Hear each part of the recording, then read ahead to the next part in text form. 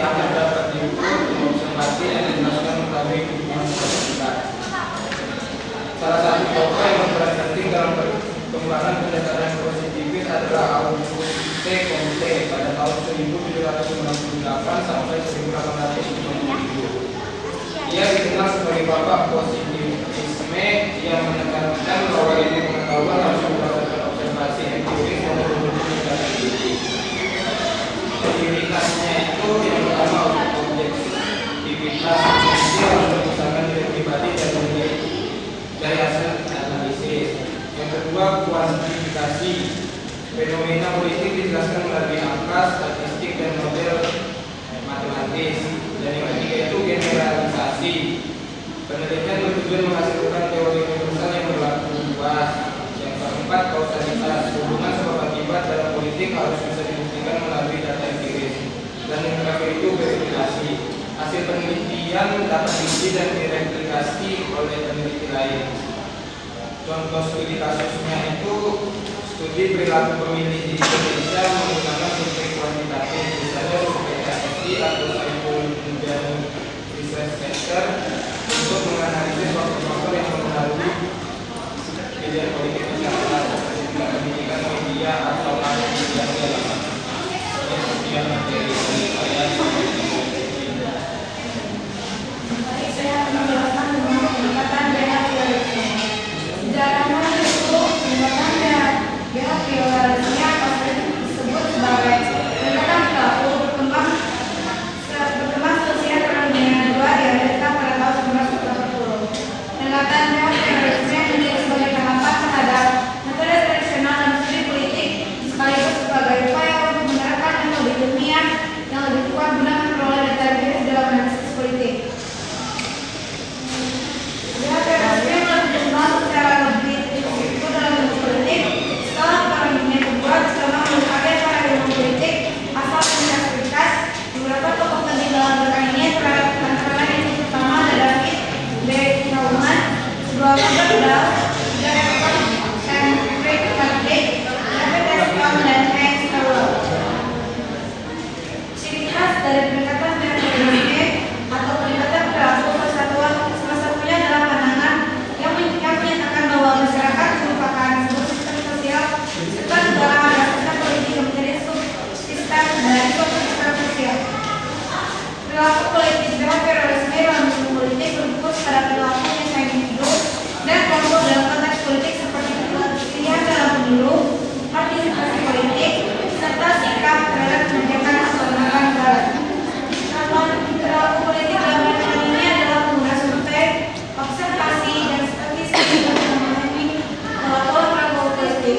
Tokoh-tokoh seperti David S. Palm dan Robert Dahl menekankan pentingnya misalkan fakta dan nilai dan menganalisis politik secara sistematis dan ilmuwan. Sekian saya. Baik, selanjutnya adalah pendekatan neo-institutionalism merupakan salah satu pendekatan yang lahir sebagai respon atas perubahan pendekatan institutionalism klasik yang terlalu menekankan peran institusi formal dalam kurung aturan, struktur, dan prosedur serta sering mengabaikan aktor dan dinamika di balik institusi. Neo-institutionalism melihat bahwa institusi baik yang bersifat formal maupun informal berfungsi sebagai frame yang membentuk perilaku dan pilihan aktor sosial maupun politik. Institusi menjadi elemen penentu dalam perubahan sosial, politik, dan ekonomi sekaligus memberi batasan peluang hingga tekanan eksternal terhadap organisasi dan individu di dalamnya. Pendekatan ini mulai berdampak sejak pertengahan 1970-an, terutama dipelopori oleh Mayer and Rowan tahun 1977, di Maggio dan Powell tahun 1983, dan diperkaya dengan sumbangan pemikiran dari Greenwald dan Phoenix tahun 1996. Neo-institutionalism membagi pendekatan kelembagaan menjadi beberapa jenis. Yang pertama, rational choice institutionalism. Lalu ada yang kedua, sociological institutionalism. Yang ketiga, historical. Dan yang keempat, discursive institutionalism.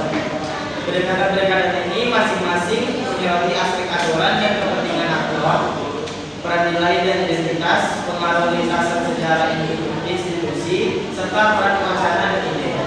Tokoh-tokoh yang menentukan dan mengembangkan pendekatan ini antara lain yang pertama John Mayer dan Brian Rowan, yang kedua ada Paul DiMaggio dan Paul Sankowo, ketiga ada Robert Joyce, Douglas North, Oliver Williamson, yang keempat ada Elina Ostrom, yang terakhir ada Peter Hall dan Mary Taylor. Ciri khasnya itu yang pertama melihat institusi sebagai aturan, norma dan nilai yang membentuk perilaku sosial. Yang kedua, menekankan pengaruh institusi pada tindakan aktor, bukan sekedar pilihan personal. Yang ketiga, memperhatikan aspek histori dan perkembangan institusi. Yang keempat, menggunakan berbagai pendekatan seperti rasional, sosiologis, dan historis. Yang kelima, menjelaskan bagaimana organisasi menyesuaikan diri untuk mendapat legitimasi melalui tekanan institusional. Pendekatan ini lebih lengkap dalam memahami peran institusi dalam kehidupan sosial dan politik. Contoh studi kasusnya, salah satu studi kasus penerapan pendekatan ini di Indonesia dapat dilihat pada proses perumusan Undang-Undang MD 3 tahun 2014. Dinamika politik di balik pengesahan undang-undang tersebut memperlihatkan bagaimana tekanan koalisi politik, identitas institusi, dan sejarah pembentukan kekuasaan di parlemen lebih relevan dijelaskan melalui pendekatan historikal, bukan sekedar pilihan nasional atau tekanan lemah. Proses ini menunjukkan interaksi antara politik atau formal serta warisan sejarah institusional yang mempengaruhi hasil akhir dan stabilitas politik. Dan saya akan menjelaskan Jadi yang terakhir itu pendekatan kritis. Pendekatan kritis adalah pendekatan yang memiliki tujuan untuk mengembangkan kesadaran kritis dan kesadaran kritis atau sifat penelitian dalam menghadapi masalah-masalah kemasyarakatan, khususnya ketimpangan sosial yang diakibatkan oleh kekuasaan kelompok-kelompok yang berkuasa.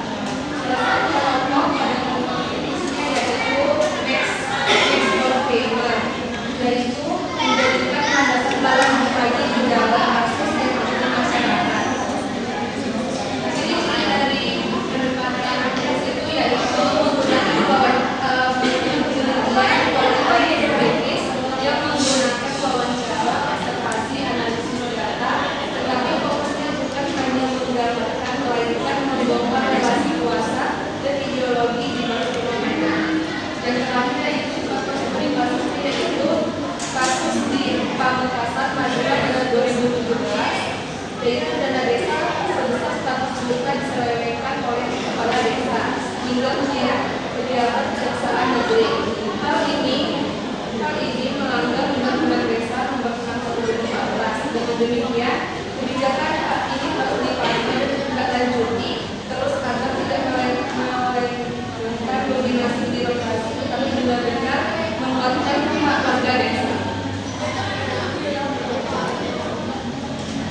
Baik, sekian dari presentasi dari ketua depannya. Apabila ada kekurangan, mohon maaf. Assalamualaikum warahmatullahi wabarakatuh.